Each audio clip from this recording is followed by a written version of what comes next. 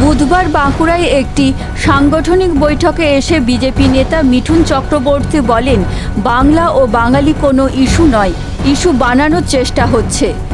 রাজ্য সরকারের বিরুদ্ধে একের পর এক বিস্ফোরক মন্তব্য করলেন মিঠুন চক্রবর্তী। কোথাও কিছু নেই, আমাকে একটা ইস্যু বানাবার চেষ্টা করছে। একবার ভাবুন, বাংলার বাইরে যেসব বাঙালিরা আছে তাদের কি অবস্থা হয়। এমনকি পরিযায়ী শ্রমিক যারা আছে, আমি নিজের এক্সাম্পল দিয়ে বলতে পারি, আমি ব্যাঙ্গালোরে নতুন একটা হোটেল খুলেছি। সেখানে মুর্শিদাবাদ, মালদা থেকে এত শ্রমিকরা এসছে যারা আমার হোটেলে কাজ করেছে। আজকে যদি আমি ফোন করে বলি, একবার আমার এখানে একটু কাজ বাকি আছে, এইভাবে এত আনন্দে ওরা রেগুলার কাজ করে, ছোট কাজ করার জন্য করতে হয়। তারা কেন আসবে? তারা তো বাঙালি বলে, তারা কেউ হিন্দু বলে।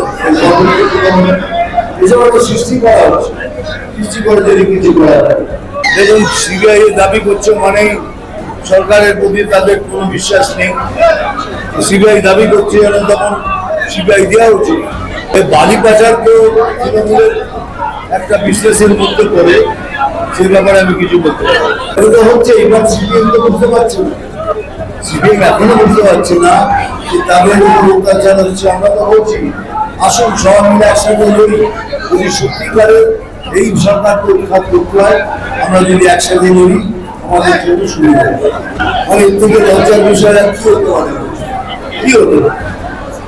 এখান থেকে নামতে নামতে এখন এখানে এসে গেছে। এটা হচ্ছে একমাত্র কারণ এখানে কোনো আমাদের এখানে কোনো সরকারের কোনো শৃঙ্খলা নেই, কিচ্ছু নেই।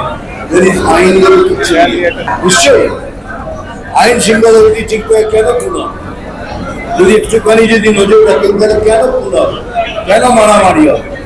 এরা সব ছুটা দিয়ে দিয়েছে, বিজেপিকে মারো, তৃণমূলকে মারো, সিপিএমকে মারো, যারা মারার তারা একের পর এক মেরেই যাবে, তাদের কাজই এটাই বলছি। এসআইআর হবে হবে হবে, কেউ বলতে না। হ্যাঁ, আবার কি ভোটার ইস্যু, মরে যাওয়া লোকের ইস্যু, একটা ভূত এসে বলি করছে, একটা বছর ধরে ভোট করে যাচ্ছে, সে ভোটগুলো পাচ্ছে।